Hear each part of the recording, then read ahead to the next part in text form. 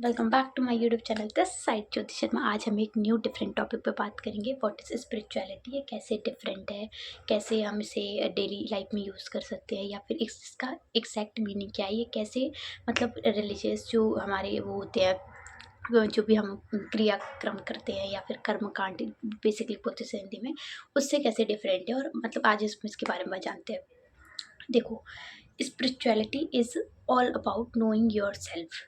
आप अपने true nature को जान पा रहे हैं, आप 24 घंटे खुद को रिमाइंड करा पा रहे हैं, ये रियल स्पिरिचुअलिटी है। ठीक है, मैं ये नहीं कह रही पूजा करना गलत है, मंत्रास चैंटिंग करना गलत है, या फिर मंदिर जाना गलत है, बट उसे ही करते जाना, आप उसे कर रहे हो और आप दिखावा कर रहे हो बेसिकली कि अरे मैंने तो वो किया था, मैं तो वहाँ 4 तीर्थ करके आ गई, लेकिन मन ही मन आप किसी के अंदर, किसी के लिए मन में मतलब एक गुस्सा रख रहे हो, या फिर एक रिवेंज की वो रख रहे हो कि हाँ मुझे तो लड़ना है, ये वो, तो वो गलत है।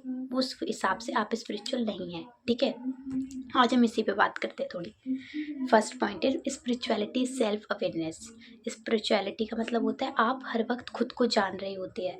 आप इस वर्ल्ड में रहते हुए भी आप इनर वर्ल्ड में पता होता है कि मैं क्या हूँ, मैं कौन हूँ, मुझे क्या करना है, मेरे थॉट्स मतलब मेरे थॉट्स क्या चल रहे हैं, मुझे कैसे रिएक्ट रिस्पॉन्ड क्या करना है, सब आपको पता होता है। ठीक है, आपको मतलब बाहर की जो एक्टिविटीज़ है ना, वो आपकी इनर वर्ल्ड को ज़्यादा इफेक्ट नहीं कर पाती है। एसेंस इसका यही है। ठीक है, फॉर एग्जाम्पल आपको कोई आके गाली देता है, ठीक है, अगर आप स्पिरिचुअल नहीं होंगी ना, आप वहाँ पर गाली देना ज़्यादा सही समझेंगे। ठीक है, ये नहीं कह रही मतलब गलत है, बट वो तो आपकी मेंटल पीस को या फिर आपके जो थॉट लेवल पे कुछ ना कुछ डिस्टर्बेंस क्रिएट करती है वो एक गाली। ठीक है, आपने वो दे दी, ठीक है, बट वही स्पिरिचुअल होगा, जो स्पिरिचुअली मतलब वो होगा ना, अवेकन होगा, वो बंदा ना मन ही मन ना उसे ब्लेसिंग्स देगा, या फिर उसके बारे में ये सोचेगा, मतलब इतना डीप जाके सोच लेगा कि उसके साथ कुछ ऐसा हुआ होगा जिसकी वजह से वो ऐसा कर रहा है, या फिर ऐसे गाली दे रहा है, ये वो बेसिकली।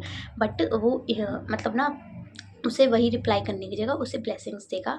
ये एक स्पिरिचुअल बी एक स्पिरिचुअल ह्यूमन बीइंग की एक वो है, साइन है कि हाँ ये स्पिरिचुअल है। ठीक है, वो हमेशा ना 24 घंटे मतलब ना अपनी जो मेंटल लेवल पे क्या चल रहा है ना, उसको ना अच्छे से देख सकता है, बता सकता है ये है वो है। जैसे बाहर लड़ाई हो रही है, लेकिन वो मन में भी सोच नेगेटिविटी लेके आ जाए, नहीं, वो उस वक्त भी ना शांत रह सकता है। ये वो है जब आप इनर लेवल पे क्लैरिटी होती है ना, ये चीज़ें तब हो पाती है। ठीक है, second thing is piece is not outside. अगर आप सोच रहे हैं मैं ये कर लूँ, मैं ये अचीव कर लूँ, मैं वहाँ पे चला जाऊँ, फिर मेरी ज़िंदगी सेट है, फिर मैं तो बढ़िया हूँ, फिर तो मेरे माइंड में कोई टेंशन ही नहीं है, आप गलत हैं। जो भी ये पीस वर्ड है ना, ये कोई चीज़ नहीं है, किसी चीज़ को पाने से नहीं होगा कि अरे वो जॉब मिल जाए, वो एग्ज़ाम क्लियर हो जाए, उससे शादी हो जाए, वहाँ पे मैं घूम के आ जाऊँ, वहाँ पे मैं सेटल हो जाऊँ, बस मुझे पीस मिल जाएगी, नहीं। ये एक स्टेट ऑफ माइंड है, वो आप घर में रह के भी पा सकते हैं, वो आपके पास कुछ भी ना हो फिर भी पा सकते हैं। ठीक है, कहते हैं ना ये सारा गेम ना यहाँ का है, अगर यहाँ पे क्योस होगा ना, तो आप एक राजा के महल में भी बैठे होगे ना, मतलब आप किंग भी बन जाओगे ना, तब भी आपके मन में ना वही चलता रहेगा, अरे वो तो ऐसा नहीं हुआ, ये वो। लेकिन अगर आप घर में चल रहिए तब भी आप ठीक है, आपको पीस मिल गई है। तो पीस एक स्टेट ऑफ माइंड है जो पर्टिकुलर चीज़ों को अचीव करने से नहीं मिलती है, उसके लिए आपको खुद पर ही काम करना पड़ता है, अपने ये मन को एकाग्र करना पड़ता है, उन्हें मतलब किसी चीज़ से अवॉइड करना पड़ता है कि मतलब यहाँ से यहाँ इस चीज़ पे ज़्यादा फोकस मत करूँ, तो खुद पे काम करना पड़ता है, बेसिकली वो पीस है। थर्ड पॉइंट है स्पिरिचुअलिटी एंड स्केपिंग प्रॉब्लम्स।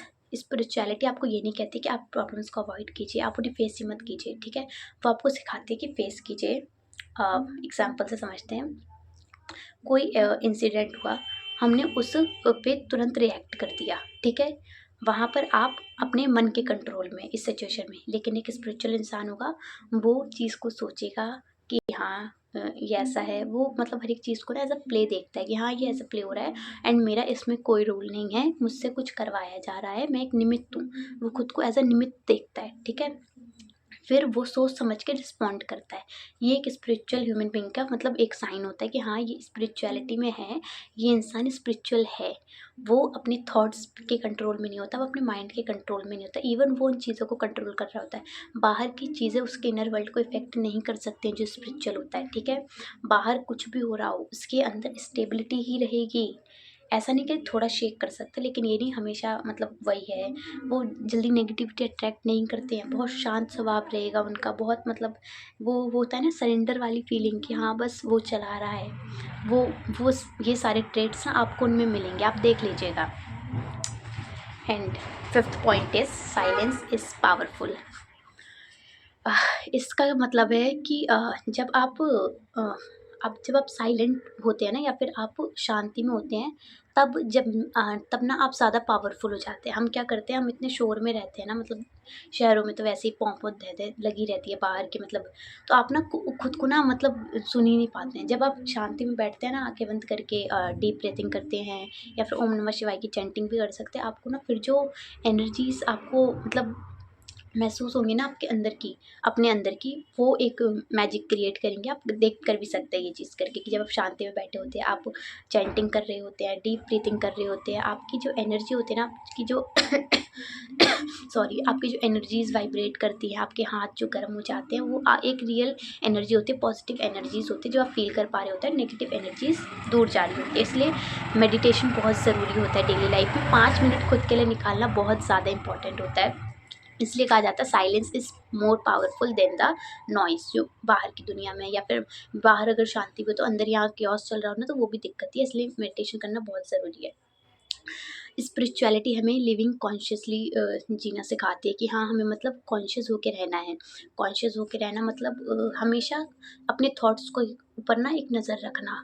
मैं ये नहीं कह रही उसे इंटरप्ट कीजिए, उसे उस पे बहुत ज़्यादा एम्फसाइज़ कीजिए, बस जो चल रहा है होने दीजिए, थॉट्स को देखिए, जाने दीजिए।